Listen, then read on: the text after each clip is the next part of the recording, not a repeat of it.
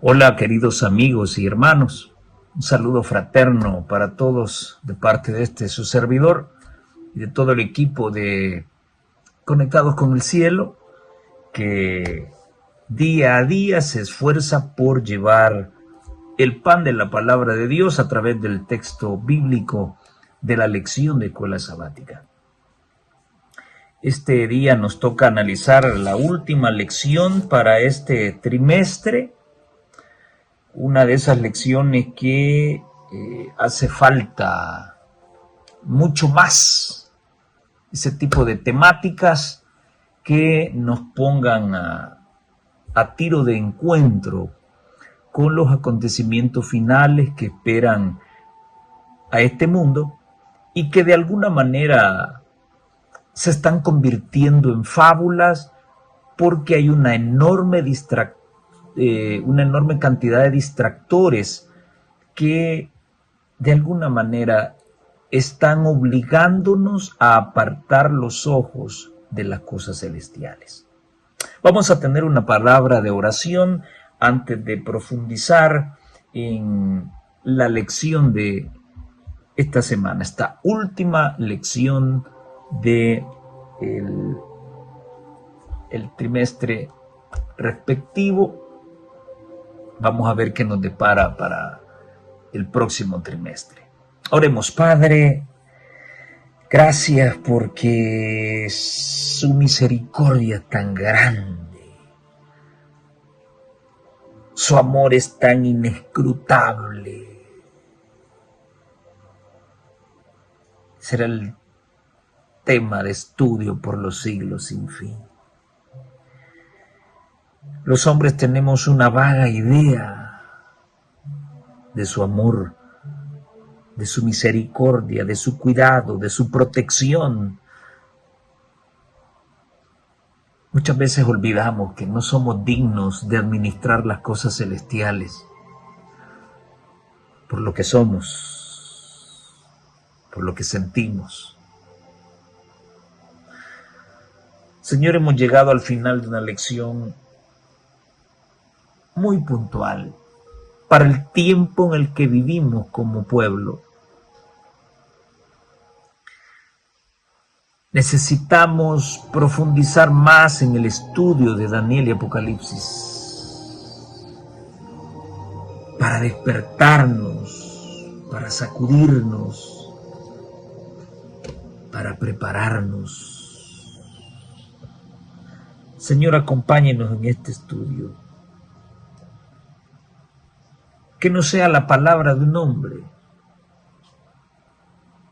sino el llamado de su Espíritu Santo. Acompáñenos. En el nombre de Jesús. Amén. Lección número 13, correspondiente a el segundo trimestre del año 2024. Tremendo tema, el triunfo del amor de Dios. Y realmente, mis queridos amigos y hermanos, de eso se trata este gran conflicto. ¿Qué es lo que se pelea? ¿Cuál es la presea final? Bueno, el triunfo del amor de Dios debe quedar manifiesto ante el universo y los mundos no caídos de que Dios es justo, de que Dios pudo haber acabado con el mal de raíz desde el mismo momento en que se despertó la rebelión. Pero Él permitió que el tiempo le diera la razón. Él permitió que el tiempo demostrara de que el mal no es el camino por el cual los humanos debemos transitar. Apocalipsis 21, versículos 3 y 4 son el texto base, o fue el texto base para esta semana. Y una gran voz del cielo que decía: el santuario de Dios estará con los hombres, Y esto me hace pensar en el capítulo 25 de Éxodo, cuando el Señor dice, háganme un santuario, porque yo quiero vivir en medio de ustedes. Y precisamente esa era la posición del santuario. Estaba en medio de las tribus de Israel. Ahora Apocalipsis nos lo recuerda. Y oí una gran voz del cielo que decía, el santuario de Dios estará con los hombres. ¿Te has puesto a pensar tú alguna vez qué tiene que estar haciendo un Dios tan grande y poderoso metido en la vida del hombre? Él desea bajo cualquier circunstancia estar cerca de nosotros. En medio, en la profundidad, en la parte central. La Biblia menciona tantas veces ese término, en medio, en medio. ¿Qué ha visto Dios en nosotros para insistir una y otra vez estar en medio de nosotros? Háganme un santuario y yo habitaré en medio de ustedes. Pero ¿qué puede encontrar de atractivo un Dios tan grande en este mundo tan miserable, tan lleno de odio y de rencor? ¿Te has preguntado eso alguna vez?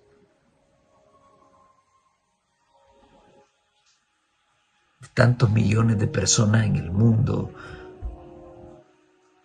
Él ha clavado sus ojos en ti. ¿Te has puesto a meditar en eso?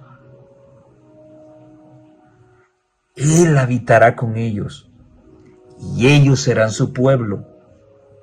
Dios mismo estará con ellos, el mero mero estará con ellos y será su Dios. Y Dios enjugará toda lágrima de los ojos de ellos. Y ya no va a haber más muerte.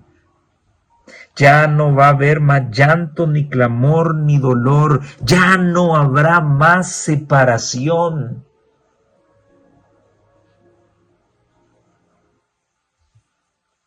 Porque las primeras cosas pasaron.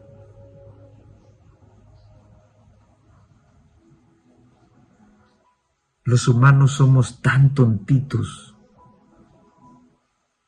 tan tontitos. Estamos tan acostumbrados a este mundo. Estamos tan enamorados de este mundo. Claro, es lo único que conocemos. Lo demás, lo porvenir, lo hermoso, lo real, lo tenemos por referencia y podemos imaginarlo a los ojos de la fe. Pero ponte a pensar una cosa. Dentro de un par de años, aunque no lo quieras, tus padres ya no estarán contigo. En cualquier momento, un hijo, una hija, la esposa, han de morir. ¿Cómo es posible que podamos vivir tan desconectados de la realidad, amando este mundo y sus placeres, exaltando más el placer sobre la razón, sabiendo que algún día todas las personas que amamos desaparecerán? Desde tu ser más amado hasta el mejor amigo, la mejor amiga. Y tú mismo, yo, algún día dejaremos de existir. ¿Acaso este texto de Apocalipsis capítulo 21, versículos 3 y 4 no despiertan la esperanza de un mundo mejor en tu vida? primeras cosas pasaron. Ya no habrá dolor, muerte, ni llanto. ¡Qué maravilloso! ¿Será que esta cita tendrá la fuerza que Dios quiere que tenga en nuestro corazón para poder afrontar lo que viene con esperanza? El hecho de que viene un mundo mejor, de que el Señor quiere instaurar su santuario en medio de nosotros, sabiendo eso es motivo para que yo pueda pecar a libre demanda y con un perdón querer arreglarlo todo. ¿Por qué no hablar de santidad? ¿Por qué no hablar de impecabilidad? ¿Acaso Dios no lo merece?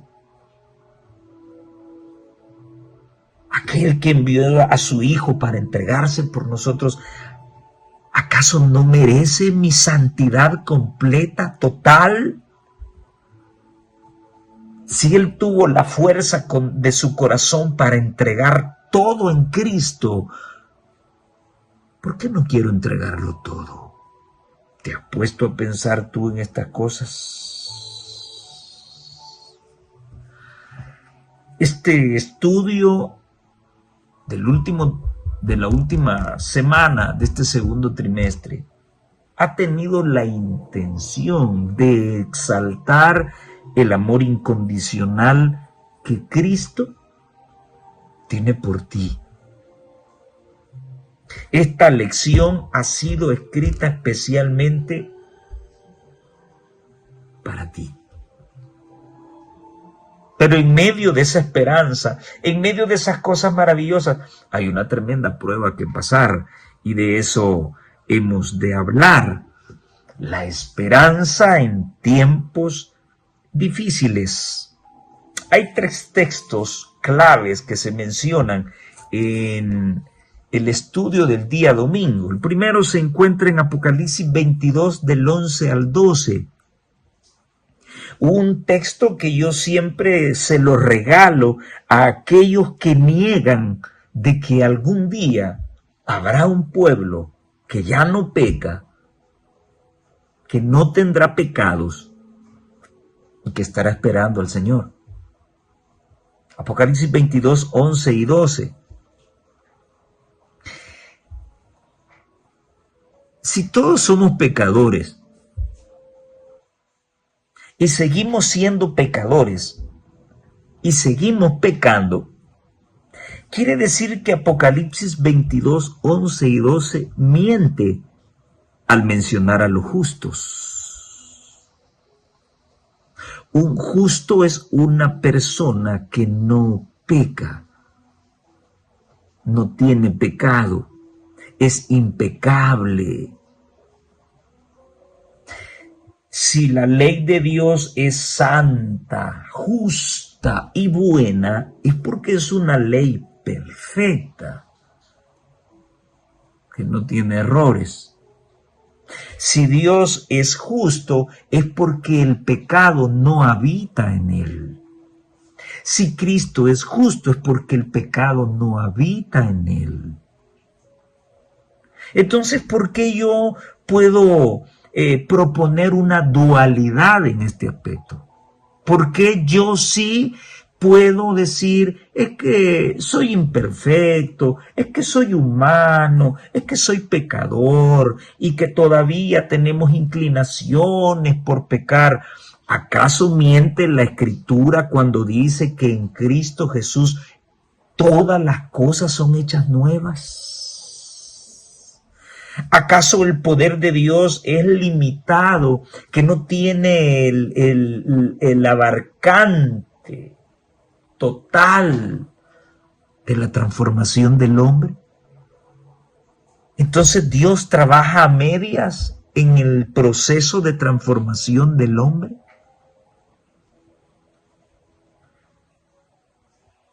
he de intentar una y otra vez tratar de llevar un estilo de vida correcto aquí hasta que Cristo venga. Estoy hablando de que el camino del cristianismo es la joroba de un camello, altos y bajos, altos y bajos. ¿O es que acaso esos altos y bajos en algún momento de mi vida van a terminar y voy a llevar un estilo de vida plena y perfecto como Dios lo exige? Ahora, para los que malinterpretan, no estoy hablando aquí de la carne santa. Estoy hablando lo que dice la Escritura. El que es injusto, sea injusto todavía. Hasta ahí estamos bien. Esta cita nos está hablando del final de los tiempos. Magnífico.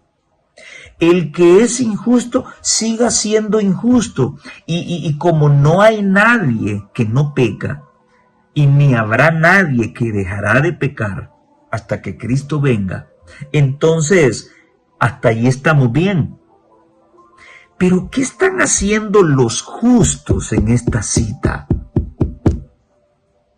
Que es un preámbulo, es una antesala de la venida de Jesús y que revela un proceso de sellamiento.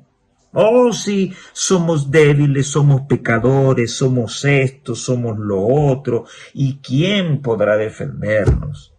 Somos tan imperfectos, somos tan desgraciados que Dios finalmente se dará por vencido y pues así nos va a salvar. Todo esto que acabo de decir sería cierto si el texto terminaría hasta allí. El que es injusto, sea injusto todavía. Pero todo lo que acabo de decir se quiebra con la cláusula que sigue a continuación. Y el que es inmundo siga siendo inmundo todavía.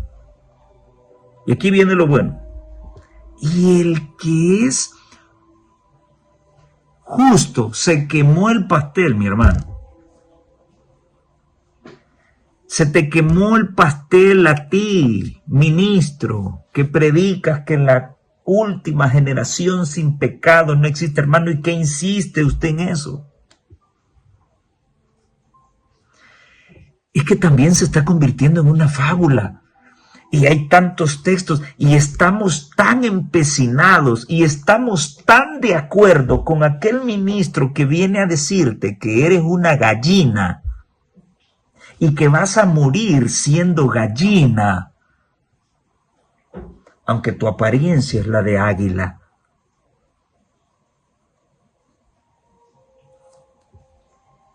No es que el poder de Dios esté limitado para transformarnos y ser santos y sin pecado. No, es que nosotros no queremos dejar de pecar.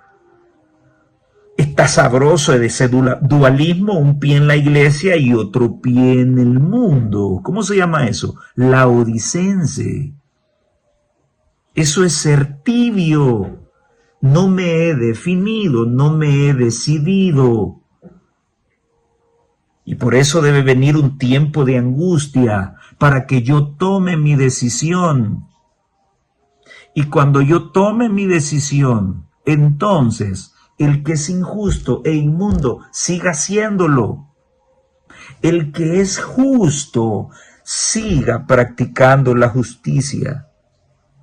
Y el que es santo. ¿Y qué es santo? Aunque muchos vienen y dicen, oh, no, santo no tiene que ver nada con el pecado. No es impecabilidad. Sí, Señor. Sí, Señor. Santo. Esto quiere decir que hay personas que cumplen a perfecta cabalidad la obra que Dios quiere. Y hay una cualidad en ellos. Se creen indignos, no lo divulgan, se creen pecadores, se sienten imperfectos, se sienten indignos. Muy diferente al fariseo, que se jacta de su relación. Mientras haya un cristiano en pie en esta tierra, existirá un tentador que va a meterle fuego con todas las tentaciones habidas y por haber para hacerlo caer. Pero la fe se pone a prueba en la dificultad. No es aislándote, yéndote para un convento a las montañas donde vas a prepararte para resistir el pecado. No, no, no, no. Es en medio de la corrupción.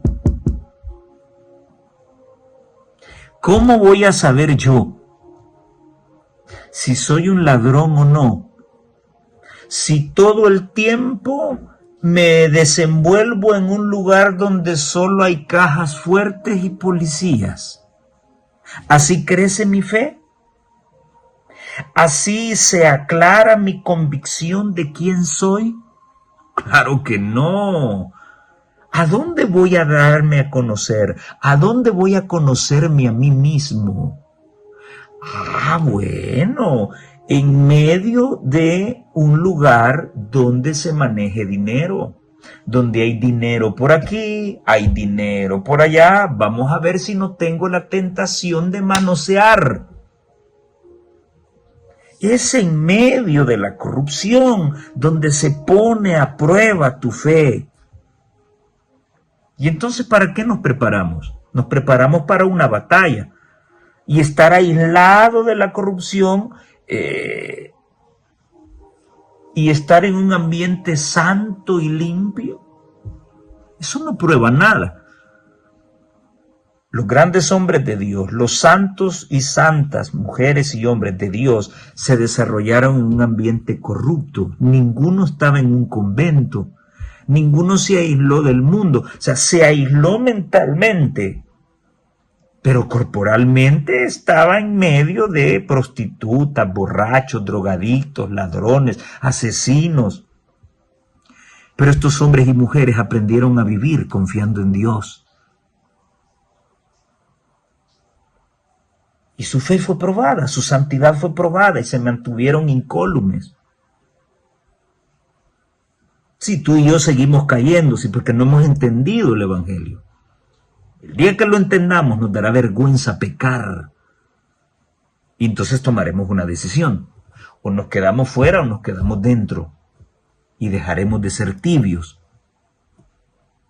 Si decides ser perdido, dejas de ser tibio. Si decides ser de Dios, dejas de ser tibio. Pero debes tomar una decisión. He aquí yo vengo pronto. Amigos que niegan la existencia de gente santa sin pecado antes de que Jesús venga. ¿Qué les dice esto? Y el justo siga practicando la justicia y el santo siga santificándose, siga viviendo sin pecado. ¿Ya vino Jesús para todo esto? No. Sigan haciendo eso. Porque he aquí, yo vengo pronto. Jesús no ha venido todavía. Y ya se describe a un grupo que está pecando, que se deleita en sus pecados, se baña en sus pecados, vomita sus pecados y se los vuelve a comer otra vez. Y hay un grupo que está viviendo en santidad, pero no una santidad fanática ni inventada, sino que una santidad bíblica. Analiza la vida de esos santos hombres de Dios y nunca se jactaron de quienes eran. Siempre los caracterizó un espíritu humilde. He aquí yo vengo pronto, mi galardón conmigo. ¿Y para qué viene? Para recompensar a cada uno según sea su obra. Amigo católico,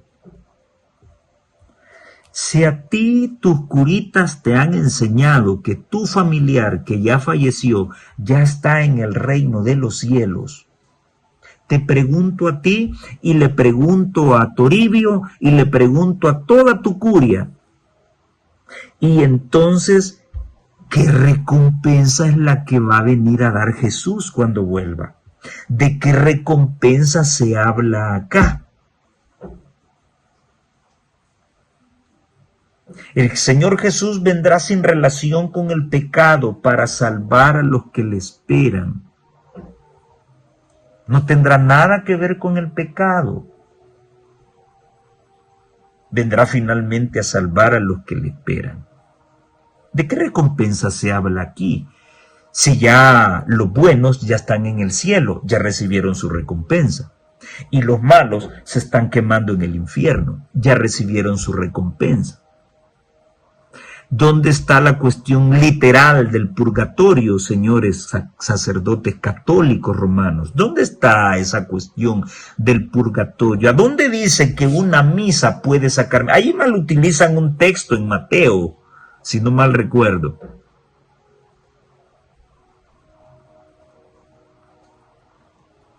Una única porción de la escritura que habla de eso.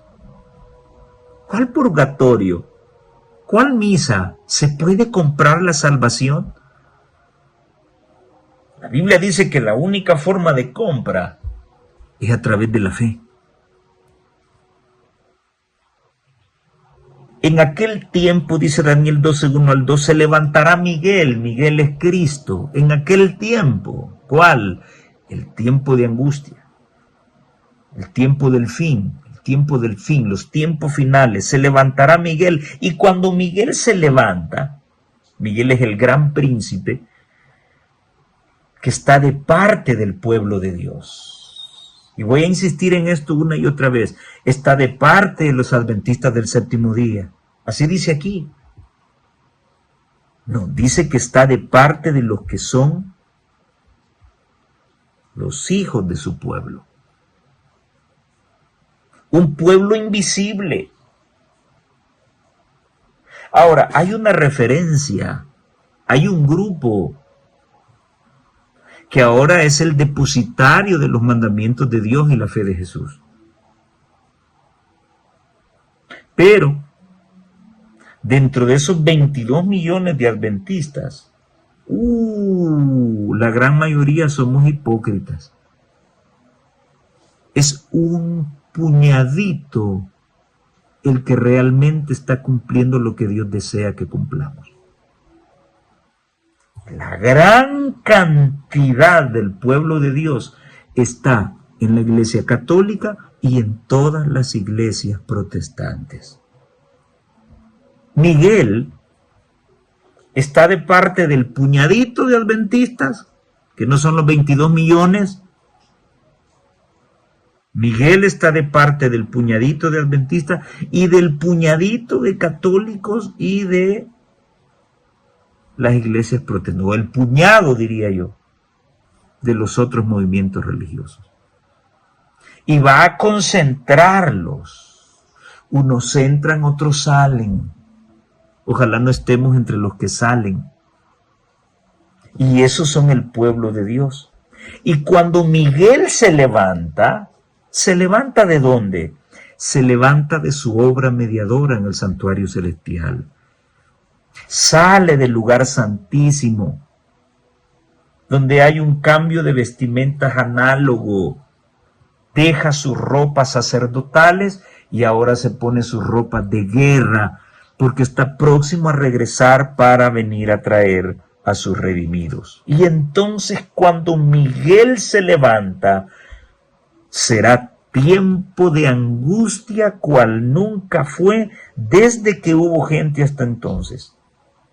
Pero en aquel tiempo, ese pueblo será libertado. ¿Y quiénes son parte de ese pueblo? Repito, no dice adventistas del séptimo día este texto. Ay, hermano, ya se hizo disidente. No. La mensajera del Señor dice que el grueso del pueblo de Dios está allá afuera. Y yo lo creo, porque allá afuera hay más fe que dentro de la iglesia adventista. Allá afuera hay más amor que dentro de la iglesia adventista. Yo admiro mucho a los testigos de Jehová que están tempranito.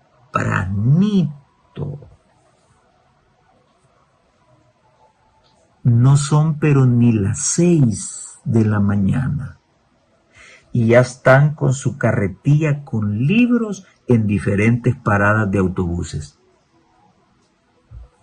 Yo me pongo a pensar, ¿qué es lo que sus líderes les dicen para que esta gente sea comprometida para estar predicando el evangelio? Y eso que sus doctrinas están patas arriba. Pero su amor por esa obra es incomparable. Es mejor que nosotros, los adventistas del séptimo día. Que a veces no nos gusta ir a predicar el evangelio porque está haciendo mucho sol. Y si no está haciendo mucho sol, está lloviendo. Y si no está haciendo sol y no está lloviendo, tengo sueño.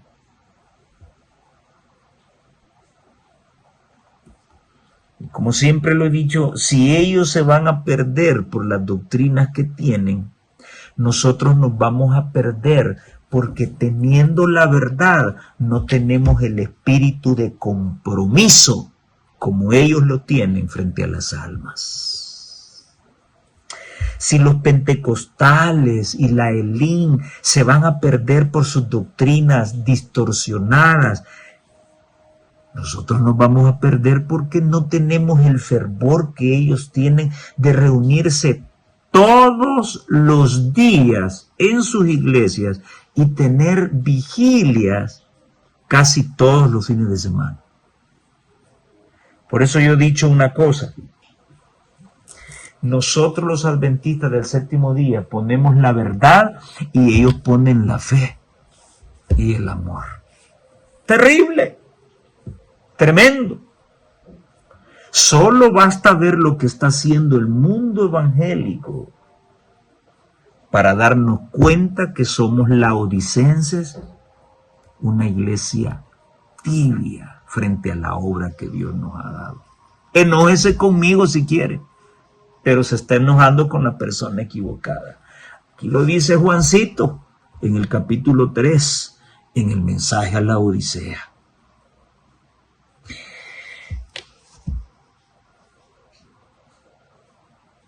¿Cuál es el pueblo que ha de encontrar la protección de Miguel frente a ese tiempo de angustia? Todos los que se hallen escritos en el libro. ¿Cuál libro? El libro de tu iglesia donde se registra de que fuiste bautizado en el año X. No. Pastor Mark Finley dice que este libro presumiblemente hace alusión al libro de la vida del Cordero. Todos los que están escritos sus nombres en ese libro de la vida encontrarán salvación. En Apocalipsis 22, 11 al 12 vemos la obra de sellamiento en el pueblo de Dios. Bueno, cuando se diga hasta aquí y se sella cada hijo e hija de Dios, Miguel se levantará y entonces habrá tiempo de angustia cual nunca fue. El sello de Dios, que es el sábado, como lo hemos estudiado anteriormente, no será puesto en la frente de ningún hombre y de ninguna mujer impuros, o sea, con pecados. Entonces sí existe la generación sin pecado antes de que Jesús venga. Sí existe. El problema es que algunos creen que eso es jactarse. No. El quid del asunto es que son santos, no pecan, pero ellos no lo saben. Eso es lo interesante. Por eso es que algunos no terminan de aceptar esto. Porque dicen, y eso no es caer en egolatría. No, es que ese pueblo que está esperando al Señor no peca, pero no lo sabe. Están haciendo las cosas excelentemente bien como Dios las quiere, pero ellos no lo saben. Ellos piensan que lo están haciendo mal. Por eso es que el tiempo de angustia previo para ellos será de que no que le tengan miedo a la muerte o a lo que viene, sino que tienen temor de perderse y no ver a Dios, porque se sienten indignos, aunque la realidad es que están viviendo sin pecado.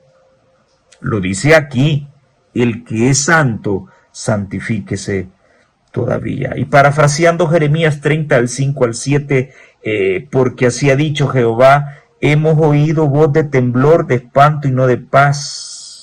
Inquirid ahora y mirad si el varón da a luz, porque he visto que todo hombre tenía las manos sobre sus lomos, como mujer que está de parto. Qué terrible será ese día de Jehová, que hasta el más macho de los machos va a llorar.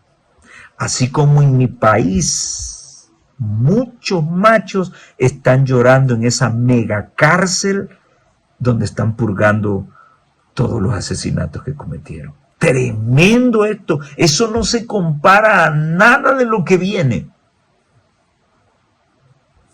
Y en lugar de estar preocupados por nuestra salvación, estamos tranquilos, felices, yendo al estadio, yendo al cine, clavado todo el día, viendo la Eurocopa, echándole porras a mi equipo favorito, con la camiseta de mi equipo favorito, tranquilo. En el tiempo de angustia, dice el pastor Mark Finley, el pueblo de Dios tiene una relación personal con Jesús tan profunda que nada puede alterarla. El mayor deseo de esa gente es agradar a Jesús en todas las cosas. Ya no le importa el mundo. Ya no le importan los títulos académicos, ya no le importa el dinero, la adquisición de posesiones, la remodelación de la casa, comprarse un carro, ya no le interesa eso. Lo único que le interesa es agradar en todas las cosas a Jesús por medio del Espíritu Santo y su obra, de tal manera que sean tan puros como Él es. Y Jesús es puro a medias. ¿O es puro completamente? Jesús es puro completamente. Y quien busca agradar a Cristo en todo momento se empapa de esa pureza. De tal manera que se cumple lo que dice Primera de Juan capítulo 3, que el que tiene la simiente de Dios dentro de sí no peca. Y no puede pecar, porque la simiente de Dios está en él, y la simiente de Dios se llama Jesucristo. Si tú dices que no se puede dejar de pecar en esta tierra, tú estás limitando el poder de Dios para transformar al hombre. Sí se puede, porque todo lo podemos en Cristo que nos fortalece. El problema es que nosotros no queremos. No había nada en el corazón de Cristo que respondiera a los engaños de Satanás. Nada. 3 veces lo fusiló, 3 veces se lo levantó con un simple y sencillo escrito está. Pero no había nada que lo ligara.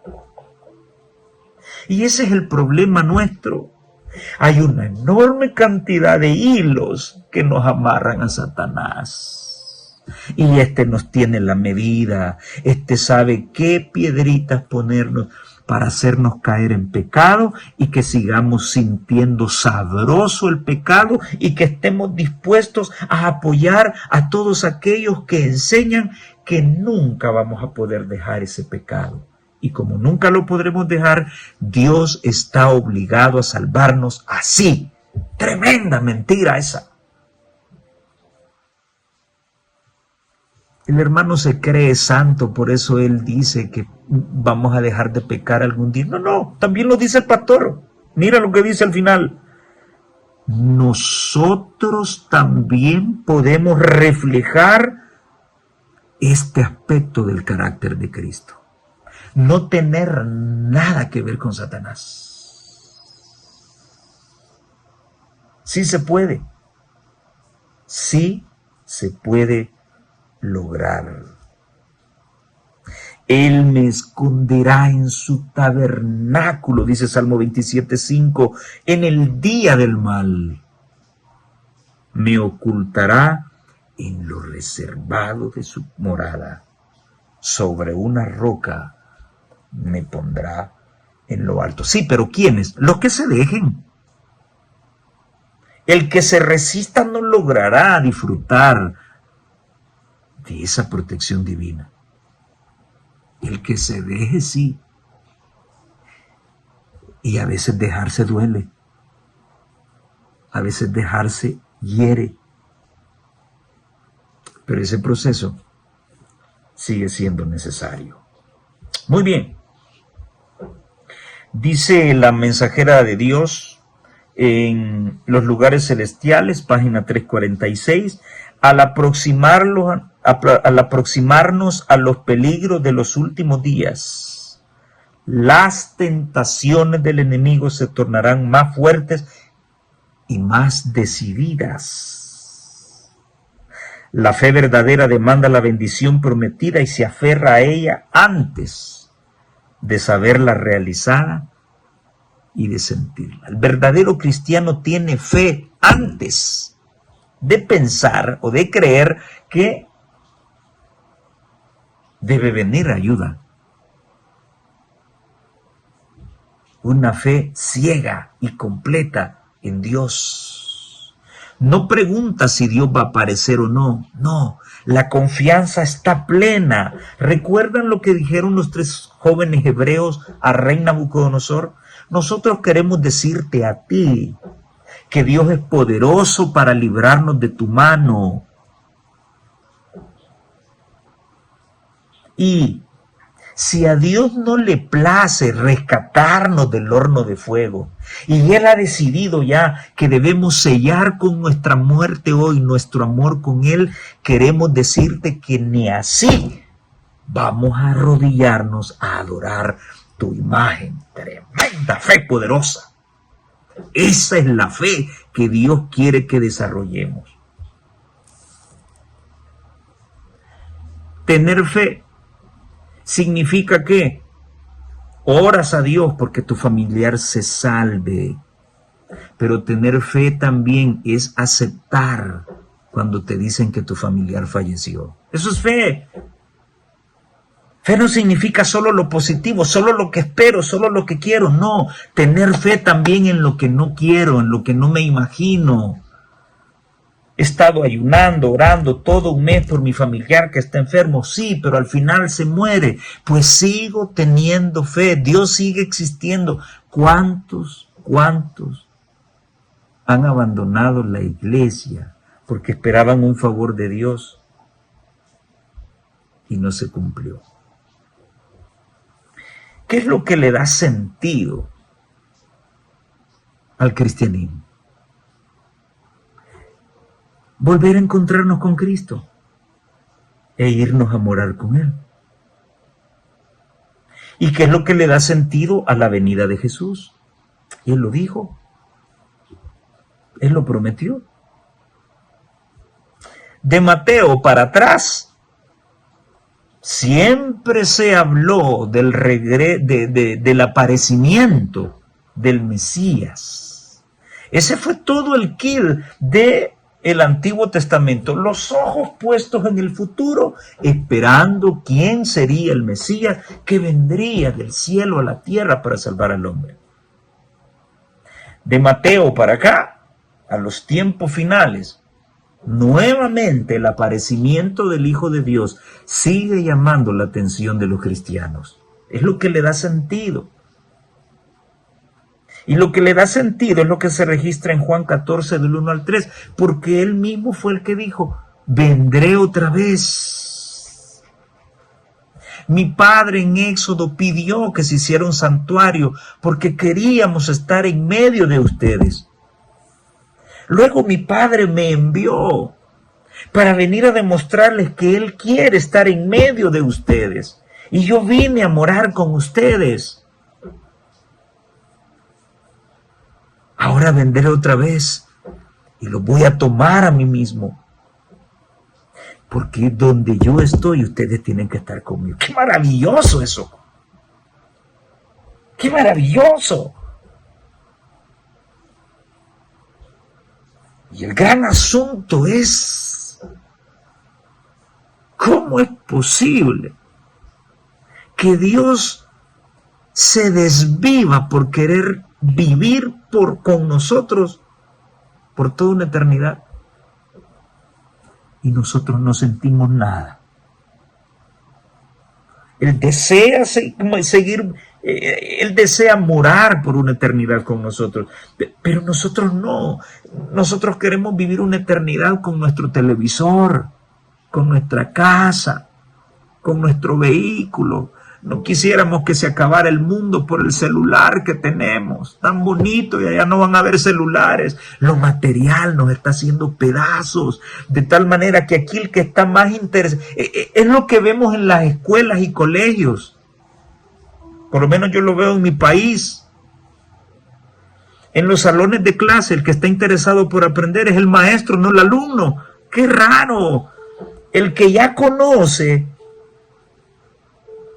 tiene el deseo de aprender, y el que no conoce no le interesa.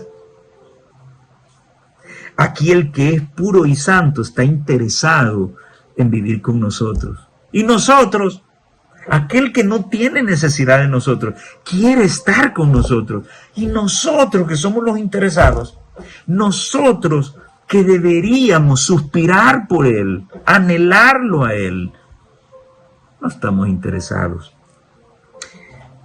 Así de tonto es el ser humano. Jesús volverá pronto, te guste o no te guste, te parezca o no te parezca, pero Él lo prometió. Él lo prometió. Que ya se trilló la frase. Se puede haber trillado, pero en eso consiste la fe y la paciencia. Siempre perennes, confiando en ese día cuando el Señor aparecerá completamente. La cruz de Cristo será la ciencia y el canto de los redimidos durante toda la eternidad, dice la sierva de Dios. En el Cristo glorificado contemplarán al Cristo crucificado, que el hacedor de todos los mundos, el árbitro de todos los destinos, dejase su gloria y se humillase por amor al hombre, despertará eternamente la admiración y la adoración del universo. Gloria a Dios. Ahorita no despierta esa admiración y esa adoración. No, ahorita no. Lo que vamos a hacer a nuestras iglesias es una pantomima. Hermano, ¿usted está juzgando mal a la iglesia? No. Porque en pleno culto estamos pendientes del celular. En pleno culto. En pleno culto estamos pensando en la comida, que a qué hora va a terminar el sermón, y que qué tan largo está este asunto, y qué calor, y no nos interesa Dios. Dejemos por favor de ser hipócritas. No nos interesa Dios. A ver. ¿Qué pensaría una chica que yo llego a visitarla a mi casa? Quiero establecer una relación formal con ella, pero cuando estoy con ella comienzo a sentir calor. Cuando está platicando conmigo, no le pongo atención, sino que estoy con el celular. Me muestro indiferente cuando ella platica conmigo. ¿Qué puede pensar ella? ¿Cómo es que te quiere ser mi novio, pero no me pone atención? ¿No crees que es lo mismo que Dios piensa de nosotros? Seamos realistas. A veces quizás somos más cucarachas de iglesia y sacristanes de pastores que realmente estar interesados por el Dios del universo, aquel a quien nos debemos. Porque yo soy adventista del séptimo día, pero yo no me debo a ningún pastor, yo no me debo a ningún anciano.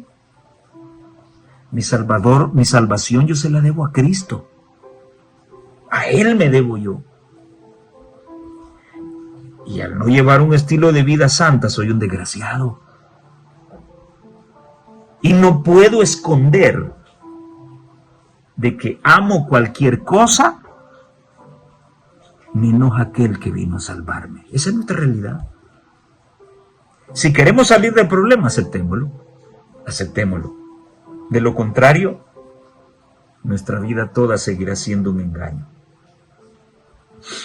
El milenio en la tierra, no voy a ahondar en eso. El único capítulo de la Biblia que nos habla acerca del milenio es Apocalipsis capítulo 20, donde el ángel baja del cielo. Bueno, Jesús viene por segunda vez.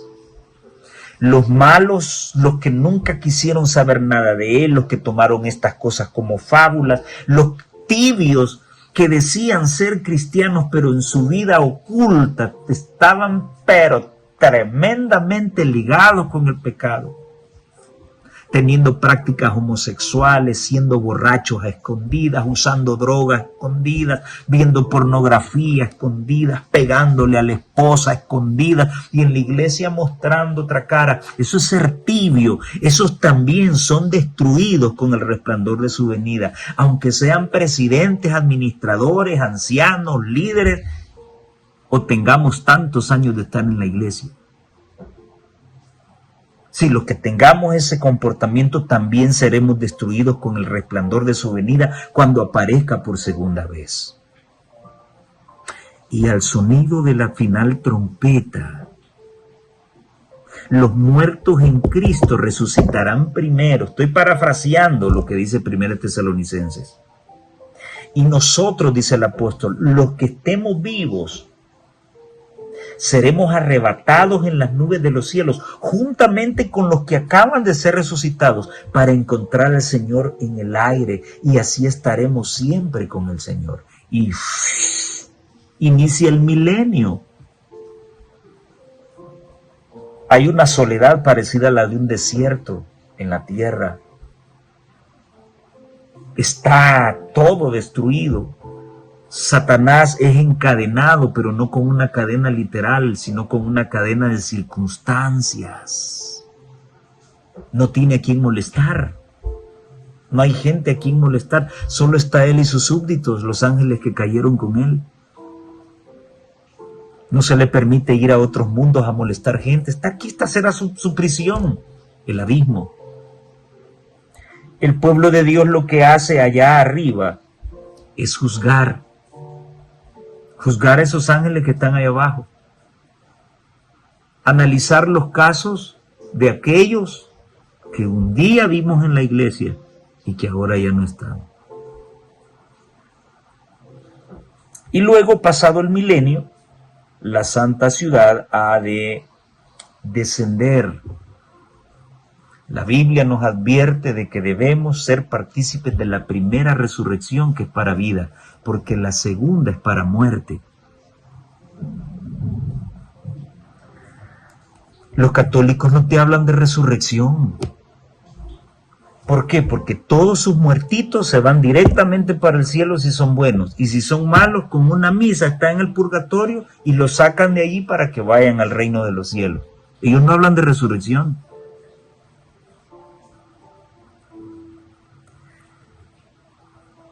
Cuando desciende la santa ciudad a la tierra, que Juan la vio hermosa como una novia ataviada para su esposo, se da la segunda resurrección. Todos los que se perdieron vuelven a resucitar, y ahora Satanás queda libre. Después del milenio, dice Apocalipsis, que sería liberado y se le permitiría engañar a las naciones. Va a engañar a toda esa gente y les va a decir que ellos son los que merecen estar en esa nueva Jerusalén, que ha sido arrebatado por los que ya están allí. Y entonces vendrá aquella guerra del Armagedón, Y finalmente, el Señor va a destruirlo con el resplandor de su venida. ¿Lo hace con gozo? No. Lo hace con lamento. A veces al hijo hay que castigarlo porque se lo merece. Y un padre castiga con dolor. Un padre llora al lado de su hijo y le dice: yo no quiero tratarte así, yo no quiero castigarte, pero tengo que hacerlo para que te vaya bien en la vida.